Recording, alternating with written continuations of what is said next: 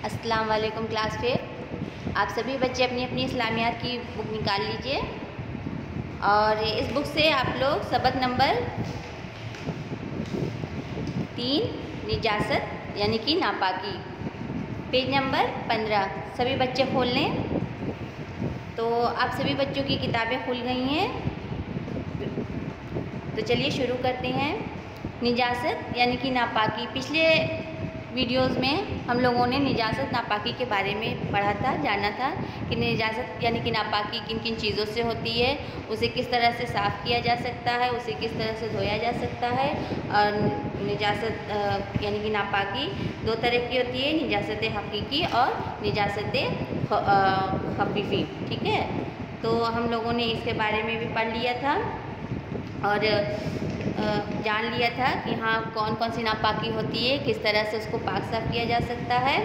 और फिर उसके बाद हम लोगों ने इस्तिंजे के बारे में भी पढ़ लिया था। ठीक है, पिछले वीडियो में जान गए थे हम सब। और फिर नमाज के बारे में भी जाना था कि नमाज के लिए ज़रूरी क्या है, वज़ू का होना ज़रूरी है। अब वज़ू के बारे में भी हम लोगों ने पढ़ लिया था पिछले वीडियोज़ में, ये वज़ू किस तरह से होता है, किन किन चीज़ों से वज़ू टूट भी जाते हैं, ये भी हमने पढ़ा था। तो यहाँ तक हम लोग पिछले वीडियोज़ में पढ़ चुके हैं। तो आज हम इस वीडियो में यहाँ से पढ़ना शुरू करेंगे। तो चलिए बच्चों, आप लोगों ने अपनी अपनी बुक खोल ली है, तो चलिए शुरू करते हैं हम आगे का पढ़ना। नवाक़िज़ वज़ू, जिन चीज़ों से वज़ू टूट जाता है उन्हें हदस असग़र या नवाक़िज़ वज़ू कहा जाता है। वो ये हैं, यानी कि कौन कौन से वज़ू हैं। देखिए, पाखाना, पेशाब करना या उन दोनों रास्तों से किसी और चीज़ का निकलना।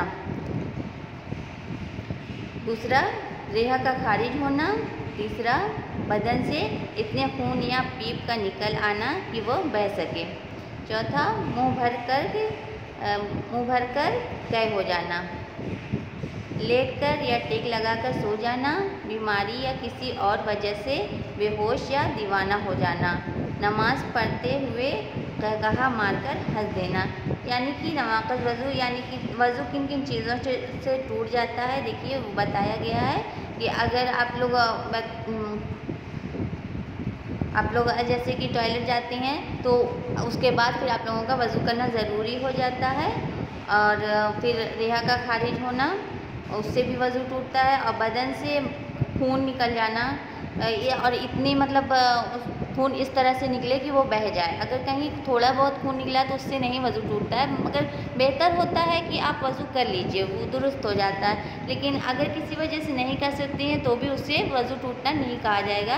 तो जब तक कि खून बह ना जाए, इतना ना निकले, तब तक वज़ू नहीं टूटता है। और मुँह भर के कै हो जाना यानी कि उल्टी हो जाना, इससे भी वज़ू टूट जाता है। अगर कोई लेटता है या टेक लगाकर सो जाता है, उसको नींद आ जाती है, तो उससे भी वज़ू टूट जाता है। बीमारी या किसी और वजह से बेहोश हो जाना, यानी कि कभी कभी होता है ना कि हाँ वीकनेस की वजह से इंसान बेहोश हो जाता है, तो अगर बेहोश हो गया तो यानी कि उसका वज़ू टूट गया, ख़त्म हो गया, उसे दोबारा से वज़ू करना है।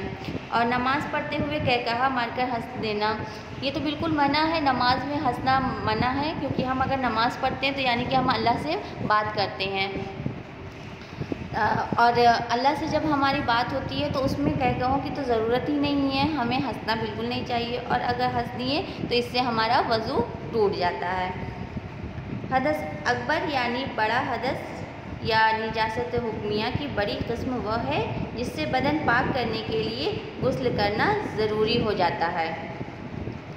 यानी कि हदस अकबर यानी कि बड़ा हदस या निजासत हुक्मिया की बड़ी किस्म वो है जिससे बदन पाक करने के लिए गुस्ल करना ज़रूरी हो जाता है। जैसे कि ऐसे कोई नापाकी लग जाना जो कि बहुत बड़ी है आपकी नज़र में, यहाँ ये गंदगी होती है, तो अगर बदन में लग गई है तो उसको साफ़ करने के लिए हम लोगों को गुस्ल करना ज़रूरी हो जाता है। हदस अकबर की हालत में नमाज़ पढ़ने, कुरान को छूने और काबा का तवाफ़ करने के अलावा बगैर हाथ लगाए कुरान पढ़ना और मस्जिद में दाखिल होना भी मना है। यानी कि ये ऐसी नापाकी होती है जिससे नमाज़ पढ़ना भी मना हो जाता है, कुरान को छूना भी और काबा शरीफ का तवाफ़ करने के लिए भी मना किया जाता है। और बिना हाथ लगाए जैसे कि होता है कभी कभी इंसान में कुछ नापाकी लगी होती है तो वो सोचता है ज़बान तो पाक है, लेकिन ये हदस अकबर ऐसी मतलब ऐसी नापाकी है कि जिसमें ज़बान भी नापाक हो जाती है। तो हम लोग कुरान को मतलब बिना हाथ लगाए भी नहीं पढ़ सकते हैं। कुरान शरीफ को पढ़ना मतलब मना है ऐसे में, और मस्जिद में दाखिल होना भी मना किया है। इस नापाकी के साथ हम लोग ना कुरान शरीफ पढ़ सकते हैं, बिना छुए ही सही नहीं पढ़ सकते हैं, और ना ही मस्जिद में दाखिल हो सकते हैं। ये इतनी बड़ी नापाकी होती है। गुस्ल के मायने हैं नहाना, मगर नहाने का भी शरीयत इस्लामिया ने एक ख़ास तरीका बयान किया है। इस्लामी शरीयत के मुताबिक गुस्ल का तरीका ये है कि पहले गट्टों तक दोनों हाथ धोएं, फिर ज़रूरत हो तो इस्तिंजा करें, और अगर बदन पर कहीं निजासत हकीकी लगी हो तो उसको भी धो डालें, फिर वज़ू करें। वज़ू के बाद सारे बदन पर अच्छी तरह पानी बहाकर खूब मलें, फिर तमाम बदन पर 2 मरतबा पानी बहाएं। बाद में किसी कपड़े या तौलिए से बदन को अच्छी तरह पोंछ डालें। पानी पहले सर पर डालना चाहिए, फिर दाहिने मोढ़े पर और फिर बाएं मोढ़े पर। यानी कि गुस्ल के मायने बताया गया है, और उसका मायने नहाना तो आप सब जानती हैं, लेकिन हमारे शरीयत इस्लामिया में एक ख़ास तरीका बताया गया है नहाने का, और उस तरीके से अगर नहाया जाएगा तो हमारे जिस्म की नापाकी दूर हो जाएगी। उसका तरीका ये है कि पहले दोनों हाथों को गट्टों तक धुल लीजिए, फिर उसके बाद अगर ज़रूरत महसूस हो तो इस्तिंजे के लिए आप लोग चले जाइए, ठीक है, इस्तिंजा कर लीजिए। और अगर बदन पर कहीं भी कोई नापाकी लगी हुई है तो उसको भी धो डालिए पहले। फिर वज़ू करिए। वज़ू का तो तरीका आप लोगों को बताया ही गया है कि हाँ, यहाँ तक हाथ धुलिए 3 बार, और फिर कुल्ली कीजिए पानी लेकर, फिर 3 बार नाक में पानी डालिए, फिर पूरे मुंह को धुलिए, फिर हाथों को धुलिए कोहनी तक, और फिर उसके बाद मसा होता है, फिर पैरों को धुलना होता है। तो ये तरीका होता है वज़ू का। फिर वज़ू कर लीजिए, फिर वज़ू के बाद सारे बदन पर अच्छी तरह पानी बहा लीजिए। इस तरह से पानी गिराइए, इस तरह से पानी बहाइए कि पूरा बदन अच्छी तरह से भीग जाए, कहीं ज़र्रा बराबर भी कोई जगह सूखी ना रहे, और उसको अच्छी तरह से पानी को मल के नहाइए। फिर पूरे बदन पर 2 मरतबा पानी बहाइए, ठीक है, ये तरीका होता है। बाद में किसी कपड़े या तौलिए में बदन को अच्छी तरह से पोंछ डालिए, और फिर जो पानी है तो पहले सर पर डालिए, और फिर दाहिने मोड़े और फिर बाएं मोड़े पर डालना होता है। इस तरह से नापाकी दूर हो जाती है, और हम लोग शरीयत इस्लामिया के मुताबिक अपना गुस्ल भी कर लेते हैं। हदस अकबर से पाकी हासिल करने के लिए गुस्ल करना फ़र्ज़ है। बिला ज़रूरत हदस अकबर की हालत में रहना बड़ा गुनाह है। यानी कि हदस अकबर जैसे कि बहुत बड़ी नापाकी होती है, इसमें कुरान शरीफ को बिना छुए भी पढ़ना, ज़ुबान से पढ़ना भी मना हो जाता है, और मस्जिद में दाखिल होना भी मना हो जाता है। तो ऐसी नापाकी जो है उसको दूर करने के लिए हमें गुस्ल करना हमारे ऊपर फ़र्ज़ है। और बिना ज़रूरत अगर जैसे कोई मरीज़ है, कोई बीमार है, उसमें वो नापाकी अगर लगी हुई है तो हाँ ठीक है, चलो वो अब फ़ीवर वगैरह है तो उसमें नहाना जैसे मना होता है। अगर ये नापाकी उस वक्त में लगी है तो जब फ़ीवर ख़त्म हो जाता है उसको नहाना चाहिए। तो यही है कि उसकी ज़रूरत वो नहीं नहा सकता। तो और बिना ज़रूरत के अगर इस नापाकी को रखते हैं तो फिर ये बहुत बड़ा गुनाह होता है। इसे जल्द से जल्द अपने बदन से साफ़ कर लेना चाहिए। जुमा की नमाज के लिए, दोनों ईदों की नमाज के लिए हज का एहराम बांधने से पहले और अरफात में ठहरने के लिए गुस्ल करना सुन्नत है। यानी कि जुमा की नमाज के लिए जब हम लोग जाते हैं, हमारे घर के मर्द जब हमारे घर के जब पापा भाई ये लोग जब नमाज के लिए जाते हैं जुमा की, ये औरतों पे तो है नहीं, जुमा की नमाज हम औरतें नहीं पढ़ती हैं, ये लेडीज़ पे नहीं है, जेंट्स पर फ़र्ज़ है। तो ये वो लोग पढ़ते हैं। तो जब नमाज के लिए जाते हैं तो ज़रूरी है सुन्नत है गुस्ल करना उस दिन। और ईद की नमाज़ के पहले, ईद बकरीद की नमाज़ के पहले भी, और हज का एहराम बांधने से पहले और अरफात में ठहरने के लिए गुस्ल करना सुन्नत है। यानी कि ये सुन्नत तरीका है, पहले गुस्ल को कर लो और दुरुस्त तरीके से और पूरे बदन को पाक कर लो, फिर उसके बाद ये सारे काम करने चाहिए। ये सुन्नत है। गुस्ल में 3 चीज़ें फ़र्ज़ हैं। खूब अच्छी तरह कुल्ली करना, लेकिन रोज़े की हालत में गरगरा ना करें कि कहीं हलक में चला जाए जिससे रोज़ा टूट जाए। नाक में पानी डालना, रोज़े की हालत में भी पानी सांस के ज़रिए इतने ऊपर तक ना खींचिए कि पानी हलक में चला जाए और रोज़ा टूट जाए। तमाम बदन पर इस तरह पानी बहाना कि बाल बराबर भी कोई जगह सूखी ना रह जाए। तो यानी कि इसमें ये बताया गया है कि गुस्ल में 3 चीज़ें फ़र्ज़ होती हैं, यानी कि ज़रूरी होती हैं। इनके बिना गुस्ल मुकम्मल नहीं होता है। अच्छी तरह से कुल्ली करना, मुंह में पानी लेके, लेकिन रोज़े की हालत में हम लोग इतना पानी नहीं लेंगे कि हाँ हमारी हलक तक वो पानी चला जाए और हमारा रोज़ा टूट जाए। फिर उसके बाद नाक में जो पानी डालना होता है कि मतलब नाक में पानी डाल के खींचना होता है, तो इस तरह से डालिए कि हलक तक वो पानी ना पहुँचे, इससे भी क्योंकि रोज़ा टूट जाएगा। और तमाम बदन पर इस तरह पानी बहाना कि बाल बराबर भी कोई जगह सूखी ना रह जाए। इस तरह से पानी गिराइए अपने बदन पर गुस्ल के लिए कि पूरा बदन अच्छी तरह से भीग जाए, बाल बराबर ज़र्रा बराबर भी आपका बदन सूखा ना रहे। इस तरह से आपको पाकी हासिल हो जाएगी। गुस्ल की सुन्नतें: नापाकी दूर करने की नियत करना, बिस्मिल्लाह पढ़कर गुस्ल शुरू करना, दोनों हाथ गट्टों यानी कि पहुँचों तक धोना, बदन पर जहाँ निजासत लगी हो उसको धो डालना, वज़ू करना, तमाम बदन पर 3 बार पानी बहाना। यानी कि गुस्ल की ये सारी सुन्नतें हैं कि नापाकी दूर करने के लिए नियत करनी चाहिए पहले कि हाँ अल्लाह से दुआ करनी चाहिए, नियत कर लेनी चाहिए कि हाँ मैं नियत करती हूँ अपने जिस्म की नापाकी दूर होने के लिए। फिर बिस्मिल्लाह भी पढ़नी चाहिए। बिस्मिल्लाह तो हर काम से के पहले पढ़ना चाहिए, फिर ये तो गुस्ल है, इसमें भी शुरू करने के पहले बिस्मिल्लाह पढ़ना चाहिए। और दोनों हाथों को यहाँ तक पूरी अच्छी तरह से धुलना चाहिए और बदन पर जहाँ निजासत लगी हो यानी कि जहाँ पे नापाकी लगी हो हमारे जिस्म पे उसे भी धो डालिए और वज़ू कर लीजिए। और तमाम बदन पर 3 बार पानी बहाना, यानी कि नहाने के बाद अपने जिस्म पर 3 बार पानी गिरा लीजिए अच्छी तरह से।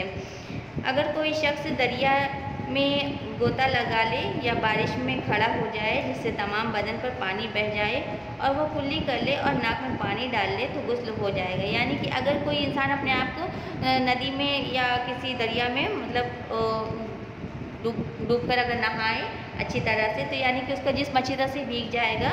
तो ऐसी सूरत में उसे सिर्फ 3 बार कुल्ली करनी होती है अच्छी तरह से और नाक में पानी डाल ले। इस तरह से उसका गुस्ल जो है तो वो मुकम्मल हो जाएगा। अगर गुस्ल से पहले वज़ू ना करें तो भी वज़ू के अज़ा धुल जाने से वज़ू हो जाता है, उसी से नमाज़ पढ़ सकते हैं, फिर वज़ू करने की ज़रूरत नहीं। अलबत्ता गुस्ल से पहले वज़ू ना करने से सुन्नत का सवाब नहीं मिलेगा। यानी कि गुस्ल जो है तो अगर गुस्ल से पहले वज़ू मतलब ना करें तो भी वज़ू मतलब हो जाता है, ठीक है, लेकिन उससे नमाज भी पढ़ सकते हैं, फिर वज़ू करने की ज़रूरत नहीं पड़ती है।